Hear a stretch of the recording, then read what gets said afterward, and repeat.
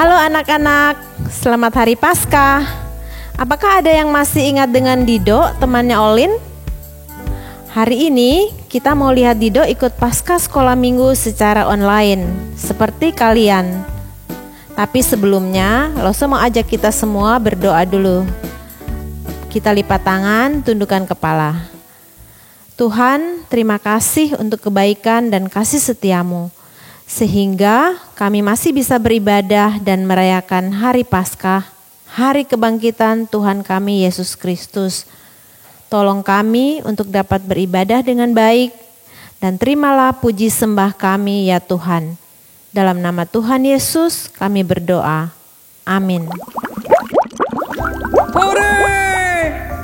Akhirnya Hari Paskah tiba. Cihuy! Selamat pagi Dido, selamat Hari Paskah. Senang deh Papa lihat Dido begitu semangat menyambut Paskah. Iya dong. Selamat Paskah juga, Pak. Papa sudah selesai kebaktian Paskahnya. Sudah dong. Sebentar lagi kebaktian Paskah sekolah minggu online mau dimulai kan? Dido jangan sampai terlambat loh. Iya, Pak. Tenang saja, Dido ingat kok.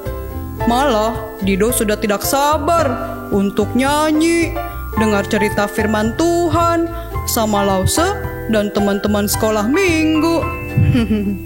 Bagus. Ngomong-ngomong, ada nggak sih lagu sekolah minggu yang paling Dido suka? Ada, Pak. Judulnya Alive Forevermore.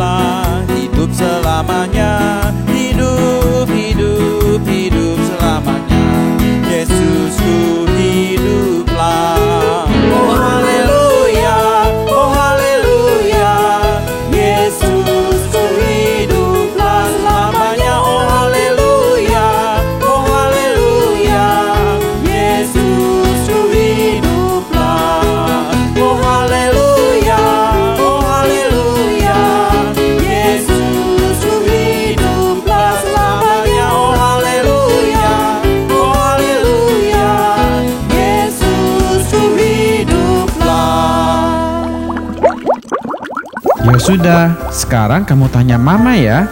Sudah siap belum laptopnya? Oke. Mama. Dido, jangan lupa nanti kamu siapkan uang persembahanmu. Taruh di amplop ini ya, atau kamu titip ke Mama supaya bisa ditransfer melalui QR Code gereja.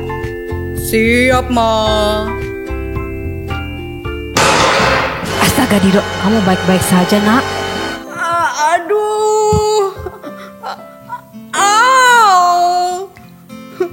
Wah, kepalamu agak berdarah sedikit. Hah? Darah? Gimana ini, Ma? Ambulans, panggil ambulans, Ma. Kalau tidak, aku tidak akan tertolong. Aku akan mati. Tenang saja Dido, luka darahnya cuma sedikit kok. Sini mama obatin, kamu akan baik-baik saja.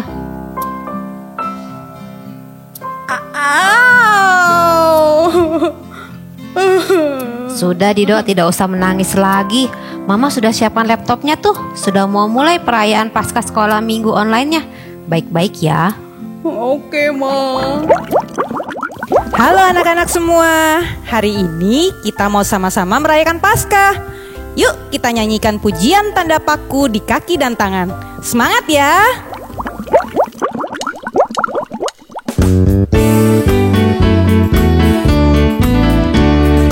Tanda paku di kaki dan tangan, tanda cinta, tanda cinta, tanda tombak menusuk di pinggang, tanda cintanya Tuhan. Itu semua Tuhan sudah terima, guna selamatkan yang ikut Dia. Selamat orang yang tidak melihat, tapi percaya juga. Tapi percaya juga. Tapi percaya juga. Nah, sekarang kita mau siapkan persembahan kita. Kalian bisa masukkan uang persembahan di dalam amplop, lalu dikumpulkan untuk nanti diberikan ke gereja. Atau bisa juga transfer melalui QR Code yang tertera. Sambil memberikan persembahan, kita nyanyi lagi yuk.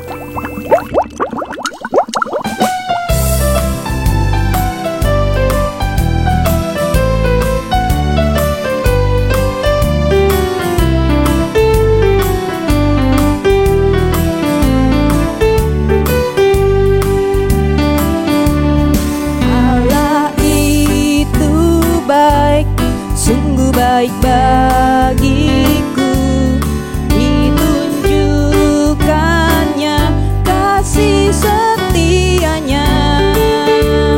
Dia menyediakan yang ku perlukan,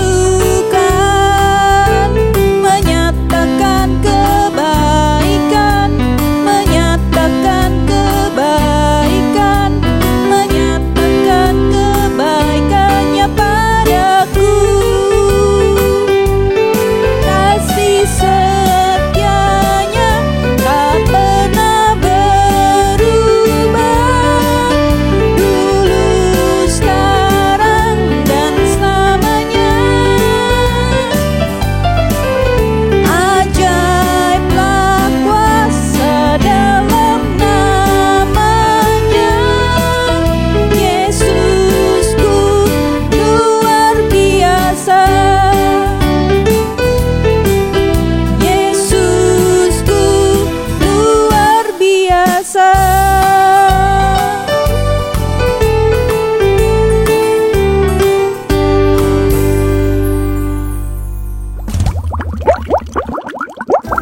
Anak-anak, sebentar lagi kita mau mendengar firman Tuhan. Perhatikan sama-sama ya. Tapi sebelumnya kita mau berdoa dulu ya. Mari lipat tangan, tutup mata, kita berdoa. Tuhan Yesus, saat ini kami mau mendengar firman Tuhan. Tolong kami untuk dapat memperhatikan dan menerima kebenaran firman-Mu dengan baik. Hanya di dalam nama Tuhan Yesus kami sudah berdoa. Amin. Nah, sekarang kita mau sama-sama dengar firman Tuhan nih. Sudah hadir semua kan ya? Sudah, Lause. Sudah, Lause. Kamu kenapa, Dido? Kok lemas? Tumben. Terus itu, kepalamu kenapa? Tadi aku jatuh, kesandung. Kepala aku berdarah deh. Tapi mama udah kasih aku plester sih. Jadi sekarang udah gak terlalu sakit. Cuman aku kaget. kepalaku bisa sampai berdarah. Ngomong soal darah, aku jadi ingat. Tanteku kerja di PMI, Palang Merah Indonesia. Tugasnya mengumpulkan darah dari para pendonor, supaya jika ada orang yang membutuhkan darah, bisa diberikan untuk menolong mereka. Betul sekali, Miko. Darah sangat penting untuk tubuh manusia. Tapi ada juga loh darah yang dapat menyelamatkan jiwa manusia. Darah apa itu, Lause? Darah Tuhan Yesus dong. Makanya kita merayakan Jumat Agung dan Paskah untuk mengingat pengorbanan Kristus yang darahnya tercurah untuk menyelamatkan kita.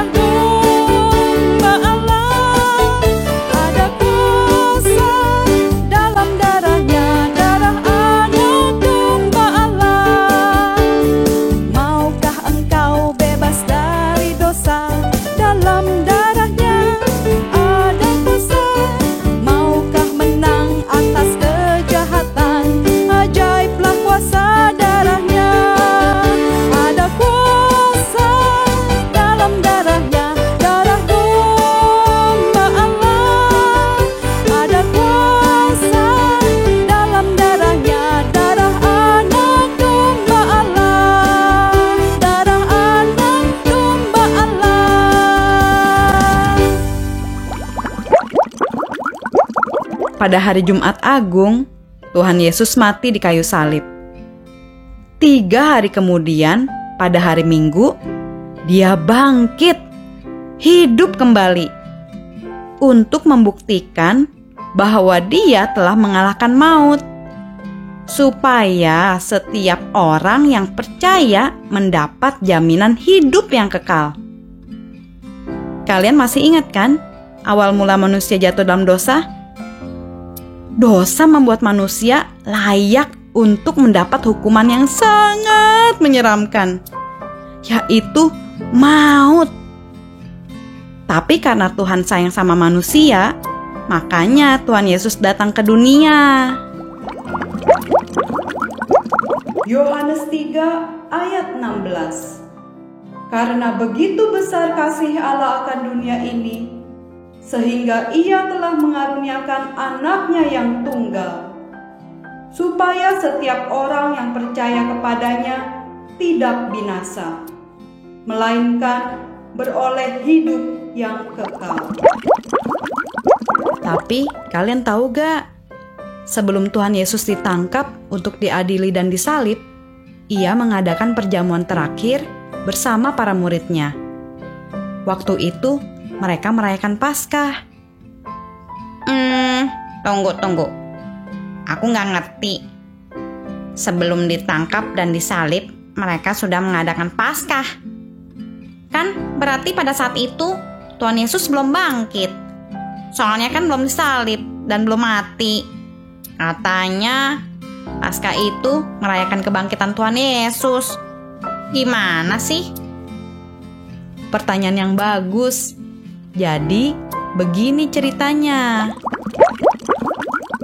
Pada waktu itu, Tuhan sudah menurunkan tulah yang ke-9. Tetapi Firaun tetap tidak mau melepaskan orang Israel. Firaun tidak mau mengizinkan bangsa Israel pergi beribadah kepada Tuhan Allah orang Israel karena Firaun tidak percaya kepada Tuhan. Dan juga karena Firaun menganggap dirinya adalah Allah bagi rakyatnya. Oleh karena itu, Tuhan yang Maha Kuasa akan menghukum Firaun dengan kekuatannya. Allah memberitahukan kepada Musa bahwa Ia akan mendatangkan tulah sekali lagi. Dan kali ini, pasti Firaun akan melepaskan bangsa Israel. Tuhan berfirman melalui Musa bahwa pada tengah malam, Tuhan akan berjalan di tanah Mesir, dan setiap anak sulung akan mati. Dari mulai anak sulung Firaun sampai anak sulung budak, juga semua anak sulung dari binatang ternak. Pada malam itu, pasti akan banyak tangisan di Mesir. Tetapi Tuhan akan membuat perbedaan dengan tempat tinggal orang Israel. Tidak akan ada kematian ataupun tangisan di rumah orang Israel, karena Tuhan menjaga mereka. Musa menghadap Firaun dan mengatakan akan ada tulah yang ke-10. Dan malam itu juga Firaun, pegawai, dan semua rakyatnya akan datang, sujud, dan meminta supaya bangsa Israel keluar dari Mesir. Setelah Musa mengatakan hal ini, Firaun menjadi marah dan tidak percaya dengan apa yang dikatakan Musa. Sementara itu, Tuhan memberi perintah kepada Musa untuk disampaikan kepada orang Israel bahwa setiap keluarga harus menyembelih seekor anak domba jantan yang tidak ada cacat dan berumur 1 tahun.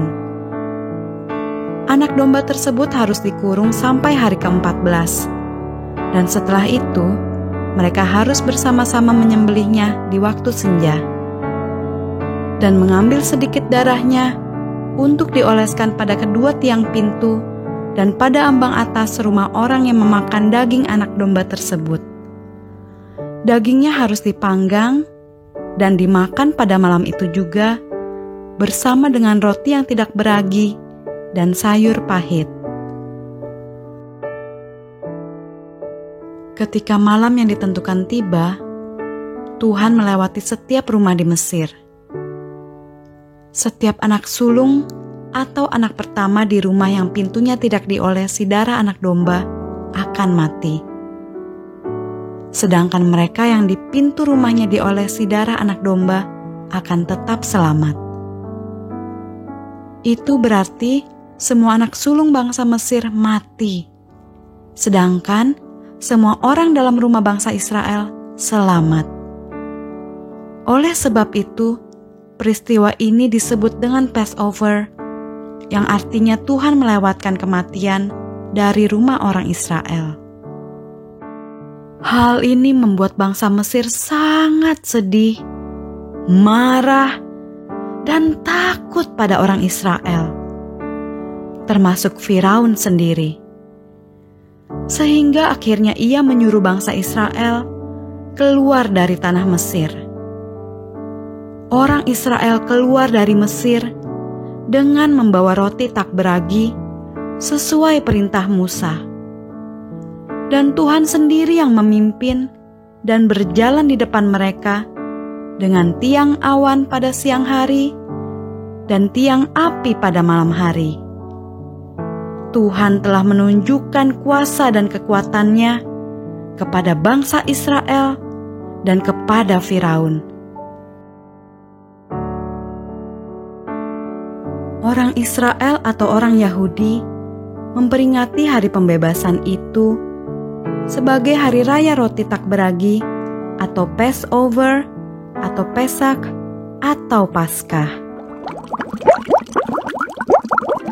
Oh iya, ada hal lain lagi yang perlu kalian tahu tentang cara makan anak domba Paskah itu. Mereka harus pakai ikat pinggang, berkasut atau alas kaki, membawa tongkat, dan makan dengan buru-buru. Karena malam itu mereka akan diusir, dan mereka harus siap pergi dari tanah Mesir. Inilah Paskah yang mereka rayakan setiap tahun. Wah, jadi sejak zaman Musa sudah merayakan Paskah rupanya. Terus, kenapa kebangkitan Tuhan Yesus juga disebut Paskah, Lause? Nah, ini juga pertanyaan yang bagus sekali. Jadi, ribuan tahun setelah peristiwa keluarnya bangsa Israel dari Mesir, kembali ada peristiwa besar, yaitu pengorbanan darah anak domba Allah yang dicurahkan demi keselamatan umat manusia. Anak domba Allah itu adalah Tuhan Yesus sendiri.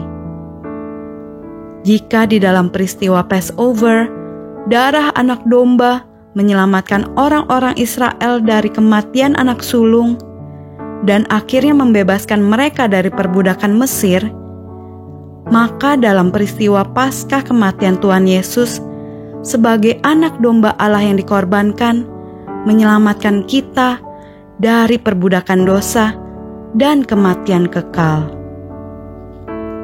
Kematian Tuhan Yesus adalah korban yang sempurna, sekali untuk selamanya. Setiap orang yang percaya pada Tuhan Yesus tidak akan binasa. Itu sebabnya di kayu salib Tuhan Yesus berkata, "Sudah selesai." Yang berarti semua dosa dan hukuman karena dosa kita sudah diselesaikan oleh Tuhan Yesus.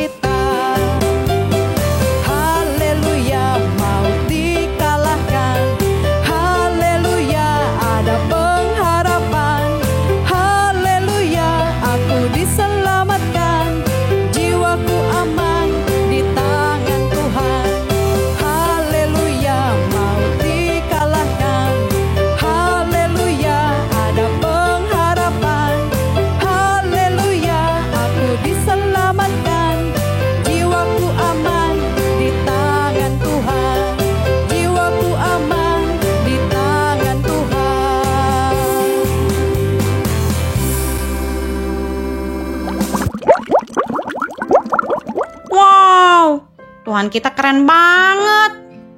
Iya, aku bersyukur loh bisa mengetahui ini semua.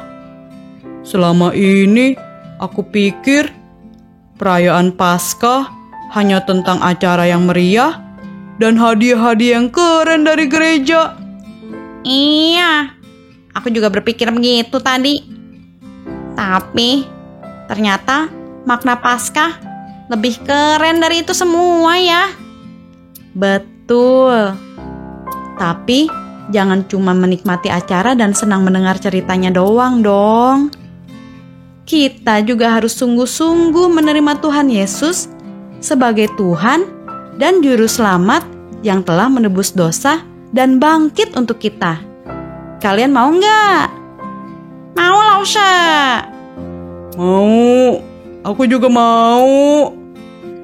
Puji Tuhan. Sekarang kalian bisa disebut sebagai anak Tuhan yang telah menang.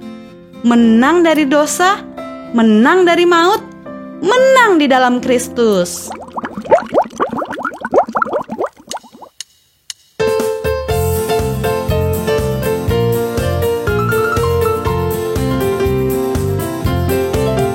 Ku menang bersama Yesus Tuhan. Ku menang di dalam peperangan. Ku menang atas segala setan. Haleluya, haleluya, ku menang. Haleluya,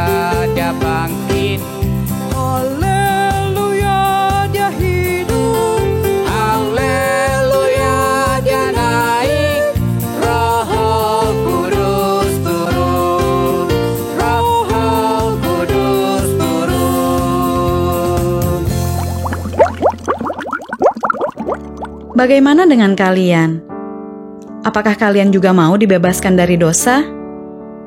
Apakah kalian mau mendapat kemenangan melawan dosa dan kelak mendapatkan hidup yang kekal?